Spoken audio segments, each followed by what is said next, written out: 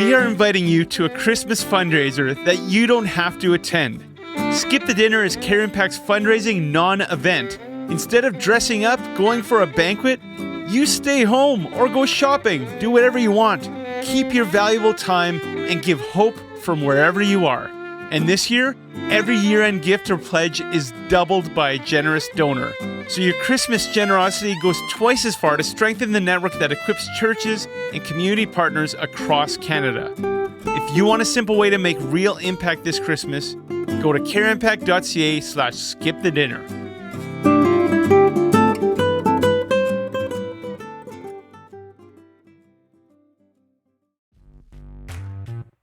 This is an immersive experience that is life-changing, that is impactful, and that is going to plant seeds and build the kingdom of God in our city and help us get out of our four walls of our churches and love our neighbors. Every one of us has a story about someone who showed up when it mattered most.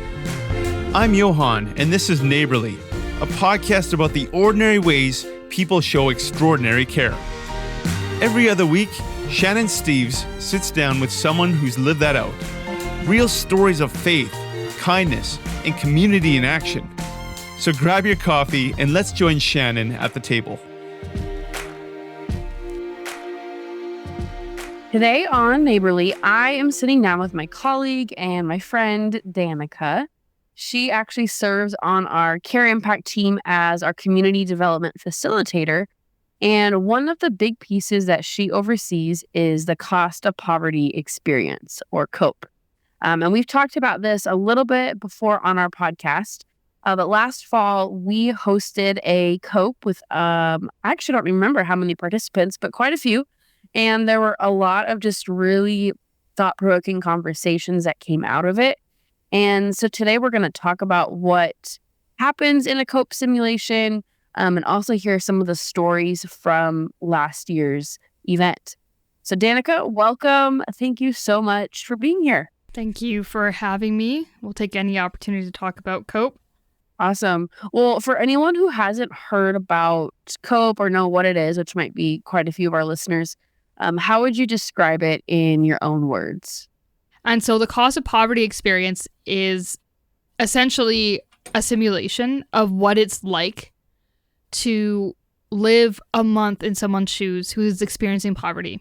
The really interesting thing about COPE is, this isn't the only poverty simulation out there, but there's a huge difference that sets it apart from every other one, is that it was built with people with lived experience of poverty and having their voices heard and letting them build it from the ground up. And so it's not like let's do this to solve the problem for you, but it really answers that call of nothing for us without us.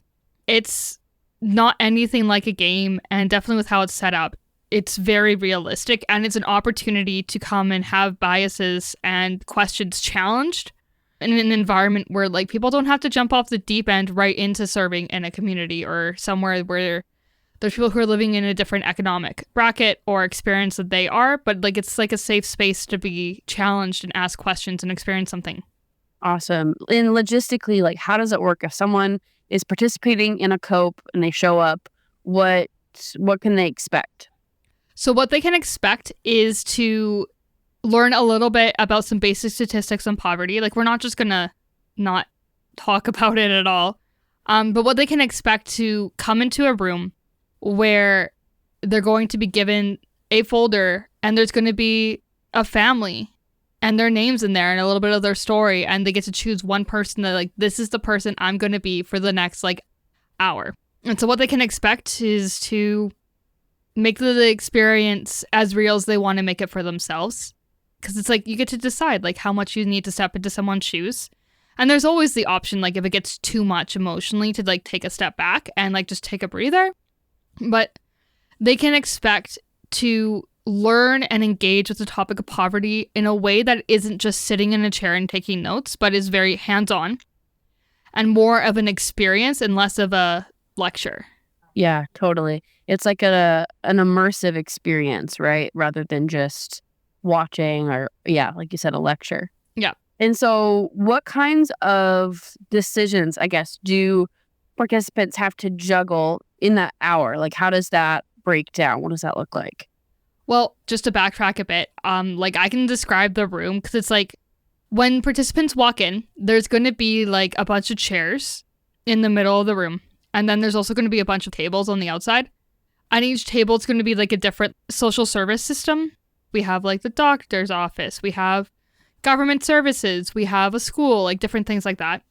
And then they're going to sit in a chair somewhere and quite possibly be challenged to sit with someone they don't know. Not guaranteed. And then in their folder, they're going to get their name tag for whichever family member they choose. And in that folder is going to be a task list. And so it's going to lay out very clearly, oh, you need to go to government services every week. Or any adult in your family needs to go and buy groceries at Megamart. And they're going to get an opportunity to see what tasks they need to do and when. And there will be like a 15-minute timer up somewhere, like on a projector for them to see, because each week will be 15 minutes. And you have 15 minutes to do everything on your task list. And during that 15 minutes, you're going to have to figure out how are you doing transportation and go wait in line to get your transportation pass stamped. How are your kids going to get to school? How are you going to get to work? Like, it's not just managing your own individual person, like you will be in a family unit. And so when they walk in, something they can expect is just like actually their day-to-day tasks that like anyone does, like going to work or, you know, having to pick up your kid from school. Every once in a while, the facilitator might hand you a card about something that's happened, and it could be good or it could be bad. Like maybe your water heater broke, or maybe your kid's acting up at school and now they're suspended. Like normal life stuff, honestly. It's just that your bank account is going to more accurately represent someone and kind of like how much money they'd be making at the time. And that's just what you have to work with. Yeah. Wow. And so as you facilitated a COPE last fall, and we started this hour of people going through their weeks, what are some of the reactions or emotions you kind of saw people experiencing as this started? Because I remember what it felt like, but for those that weren't there, what did you see? I didn't expect people to get as into their role as they did. I definitely expected it to take a little bit more convincing. But I think the thing that I mostly saw was people were really stressed. Yeah. Like they were like, the timer's going down. I'm waiting in line to get this. Or like they don't know where their kid is. And they're like, oh no, I didn't realize I had to pick them up from school. Like people were genuinely like stressed and frustrated. Just like, what do I do? Where do I do this? And there was a couple people that like were like physically, you could tell they were getting quite upset and flustered or overwhelmed. Like something I really learned from it is like, whoa, okay, this is indeed a simulation and such an immersive experience where sometimes as a facilitator, like you almost need to tap someone on the shoulder and be like, hey, are you okay? You see people trying to make decisions, or like I was the one, because I was being trained to be a facilitator. So I was with someone that was experienced, but I was the one handing out the like chance cards. And handing someone a card where they had to spend like $200 suddenly, like it's not easy. Or they're like, well, what do I do? And what's going to happen? You're just going to have to go to government services. And I don't know. As a facilitator, it's just like, could definitely see the stress. And even like resource leaders. So these are like people who are representing workers in a school or like at government services. Like they were also looking really stressed. Like they're like, there's a lot of people. How do we get through them in the time? And I'm like, you might not. It's just, I think it does a really good job of giving a snapshot of what it can be like to live in poverty. Yeah. And after the simulation ends, that's when everyone gathered together for the debrief. And so that's, I think, really where we're going to spend most of our time today is talking about that. What are some of the moments or just stories that stood out to you from participants during that debrief time about what they were experiencing? Yeah, so this was the part I was the most nervous about, because it's like doing a large group debrief can be really difficult as a facilitator. And so I was like, okay, I was like breezing through it. And what was surprising is like the debrief led itself. Typically when you're debriefing with like different questions, people will get off track, or like sometimes you get someone that's really passionate about something and it's like, this is amazing and I really want to talk about it more, but like you have to cut the people off because it's like we don't have the time. I remember like my co-facilitator asked the first question And we didn't have to ask any of the follow-up questions because people were naturally answering them themselves. Wow. Like, the debrief was just so heartfelt. People became so vulnerable, and like it basically led itself. Like, the biggest challenge being the facilitator was just managing like everyone getting a chance to say something, but like also like staying on time. Do you remember that first question in the debrief? What prompted all of that? Not off the top of my head, but I think it was something like, what was your experience like overall? And it just went from there. Like, again, I don't know the questions off the top of my head because we didn't have to ask them. Like, you could tell people were impacted. Like, even before people started talking, you could tell people were impacted because when the simulation ended, the room was silent. Wow. We didn't have to be like, okay, everybody, like, stop chatting. It's time to answer the question. You know, like that like awkward thing. Nope, not once. You could just feel the emotional tension, and like you could tell there was something that had to be said. Like, it was like a room where you're like, okay, this is going to be good. Do you remember what some of those people shared about what, did they have beliefs that maybe that were challenged, or preconceived ideas about poverty, or, what was it that stuck with people?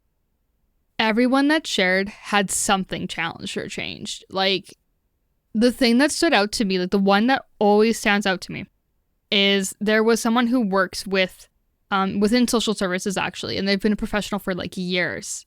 And the way they were impacted is they never thought about what's it like for the child that comes into the room with their parents. Because they'd taken on the role of like a 5-year-old. And how they were impacted is they're like, I want to see that child and I want to help them not feel stressed in that situation. And like, I was just starting my social work career and I was like, whoa, that's huge. Like, one individual just broke down crying because they're like, by the end of it, my family was like evicted and we were sleeping in a bus station and I just felt so helpless. Like, there was nothing I could do, and yet I felt so helpless. Like, the emotions they were feeling helped to answer bigger questions of, would I want to go to church? The resource leader who had been the pastor at the church was like, I don't think anyone would even really think about it. And my co-leader, that was the second question asked, like, how many of you guys thought about going to church? And they were like, I don't have time. I'm just trying to survive. Right. It's not that I don't want community. It's not that I don't want to go there. It's the idea is like, there's only so much time in the week and you can only do so much. And so I think the biggest consensus from the debrief was that depth of emotion and that idea of sometimes you can't change your circumstances no matter how hard you try. I think that was the biggest bias that ended up getting challenged. And just the idea where people were saying like, I want to slow down and I want to be more compassionate, or I am going to be more compassionate when talking to others, because sometimes there's just nothing you can do. It's just the cards you were given. And yeah, I think it's just a lot of people, just the emotions and the depth of it, just like it's almost hard to put into words because it's like an experience that you need to be there for to see it. But yeah, I think even just looking back on it, I'm still speechless based off of just what people shared. Yeah. Wow. Yeah. I remember in my role, I was one of those resource leaders.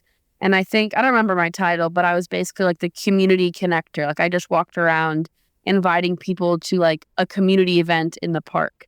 And people heard that and they're like, well, that's nice, but I don't have time for that. I'm just trying to like make sure my kid gets fed, type of thing. And realizing that that's, in this case, we're doing a simulation, but that's someone's reality.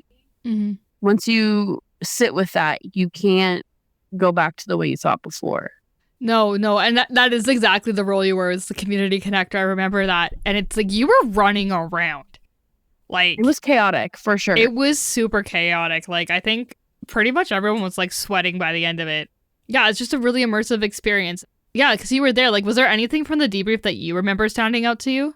Well, unfortunately, I wasn't in the debrief. I had to go set up for lunch. But I just remember that it was going on for a long time. And I thought we were going to be moving on to the next thing soon. And you guys were still debriefing, which was really cool. I love that. Do you remember what any of the other resource leaders shared in that time? Like, what was their perspective as they watched it unfold?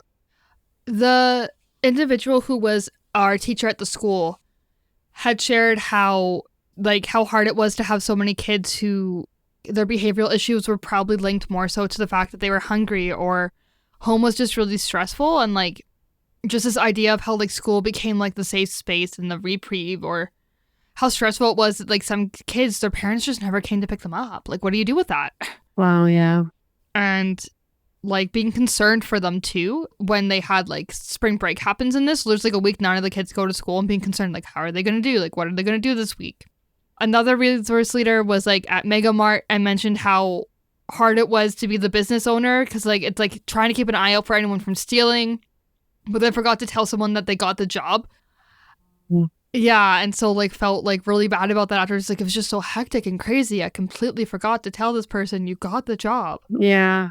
And so it's just like, yeah, those were like a couple that stood out to me. Or like our probation officer, oh my gosh, did they get into their role? Yeah, I do remember that. Like they made sure that everybody had to take a number. They made people wait. Like they really got into the role of like what a probation officer is and how they would treat somebody. And it was just like in the debrief, the probation officer shared their side. And then like someone that was under the probation officer came and shared after in the debrief. So just getting to hear both their sides afterwards, and then being like, oh no, yeah, like I definitely felt judged by you. Yeah. And I was like, whoa, this is legit. And so I think in the end, lunch, like people were still talking about it in debriefing after lunch. Like we had to cut it off. Yeah. And it was really hard because it was so good. Our like post survey response too was like pretty much everyone filled out the post survey, which is really hard to do. Yeah. And so people were like buzzing and like talking about it. And I even ran into someone the other day, probably a month ago. So basically the other day. Basically, same thing. Basically, same thing. And like they're like, oh yeah, I was there. And like there's now this like connection too. Like I didn't think would come. It's like, oh, we went through this like really unique experience together where we can actually talk about it. And we did some more debriefing even then. Yeah. So I think like the debrief never really ends. It's just like at one point you're like, okay, we got to stop here, but keep talking. Yeah. Wow. When you think about kind of the bigger picture of this, like we know that this one COPE was so impactful and moving for those that were there last year.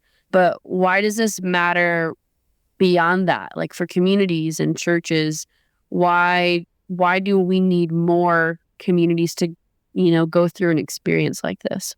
I think the biggest thing is I'm coming from like I had been fresh out of social work, right? Social work student. I'm talking about poverty all the time. I'm getting my biases and my stereotypes changed all the time, and I still felt changed afterwards. And I felt like, oh man, I'm still carrying biases and stereotypes. Yeah, that's probably not a good thing to carry into my career.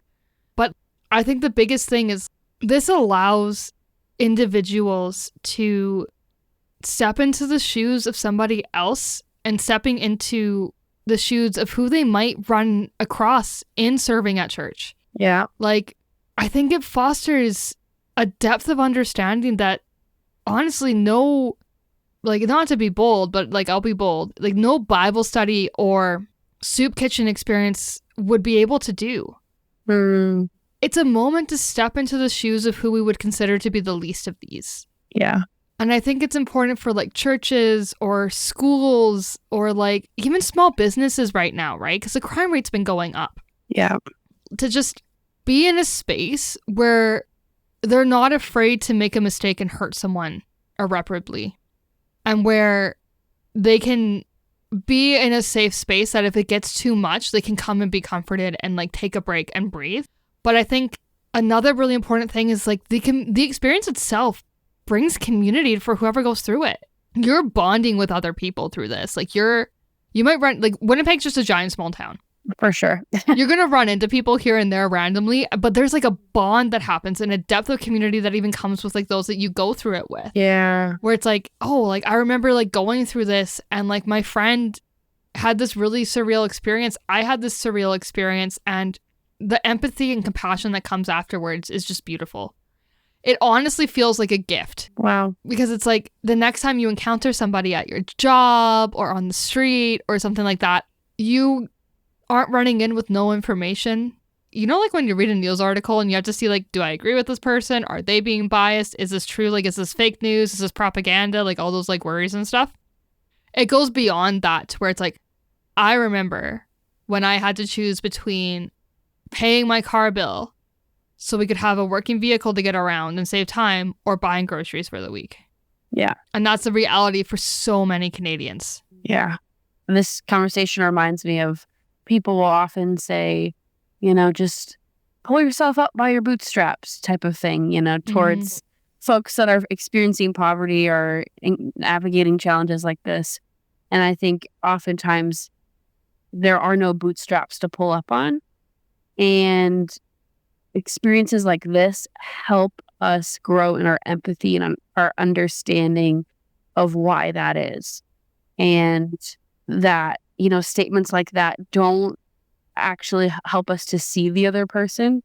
And I think, like you said, the practicality of, many of our listeners are likely connected to a church, and being able to just pause when someone walks in the doors of your church, rather than blame or think maybe they're not doing enough to get themselves forward in life. Just pause and see them and ask, I wonder what happened to them. But I'm so glad they're here, and I want to love them and care for them the absolute best that I can. Yeah.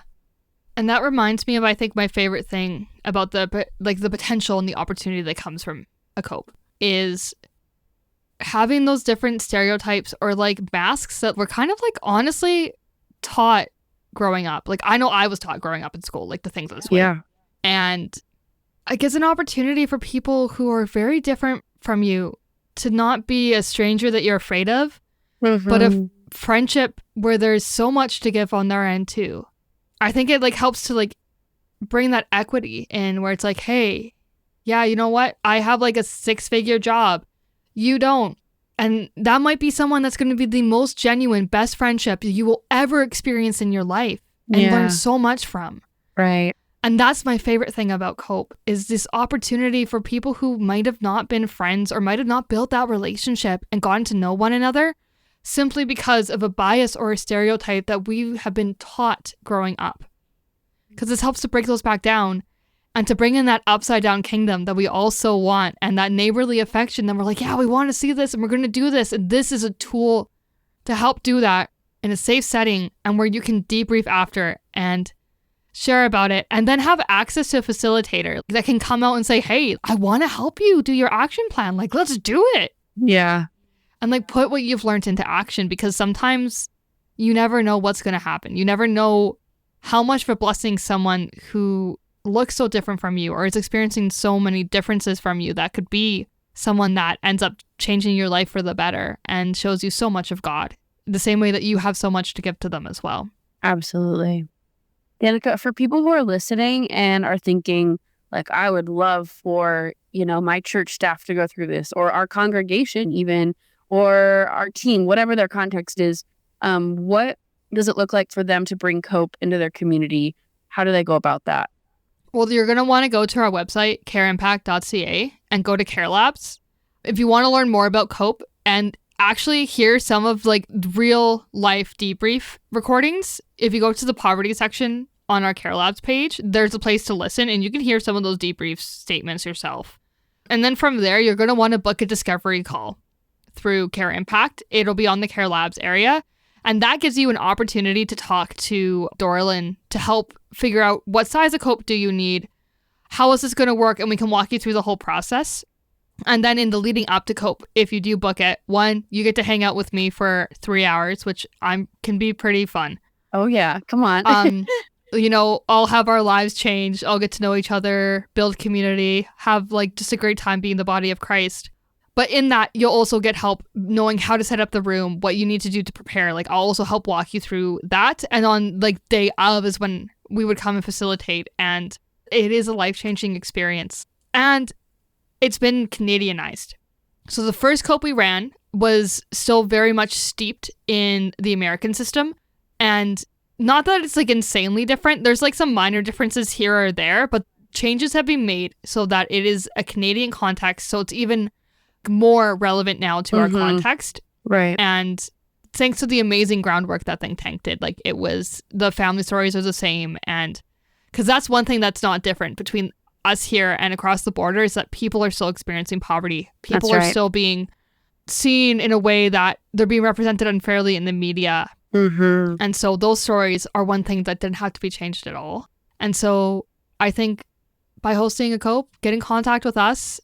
It's like, I know I'm going to be biased, but it is worth every penny, because it's not just like a training where people get a certificate at the end and like a high five. Good job. This is an immersive experience that is life-changing, that is impactful, and that is going to plant seeds and build the kingdom of God in our city and help us get out of our four walls of our churches and love our neighbors. And who wouldn't want that? That's right. Well, thank you so much, Danika. This has been so fun just to connect and remember this experience and talk about it. If you're listening, like she said, just go to our website, CareImpact.ca, go to the Care Labs page, and under poverty, you can learn more about the details. What does it look like to bring COPE into your community and where to start? The stories we share here remind us that care doesn't have to be perfect to be powerful. It just has to be present. Neighbourly is an initiative of CareImpact, a Canadian charity equipping churches, agencies, and communities with tech and training to care better together. Visit careimpact.ca. Or to find out more about the podcast, sponsorships, being a guest, or just dropping us a line, visit neighbourlypodcast.ca. We'd love to hear from you. Check the show notes for the link. Or hop on our Care Impact podcast group on Facebook to join our podcast community. I'm Johan. Thanks for listening, and keep being the kind of neighbor someone will never forget. In a good way. Turning over tables, tearing down walls, building up the bridges between the souls. Love is turning over tables, breaking off chains. When I see you in a stranger, I'm no longer a slave. Turning over tables,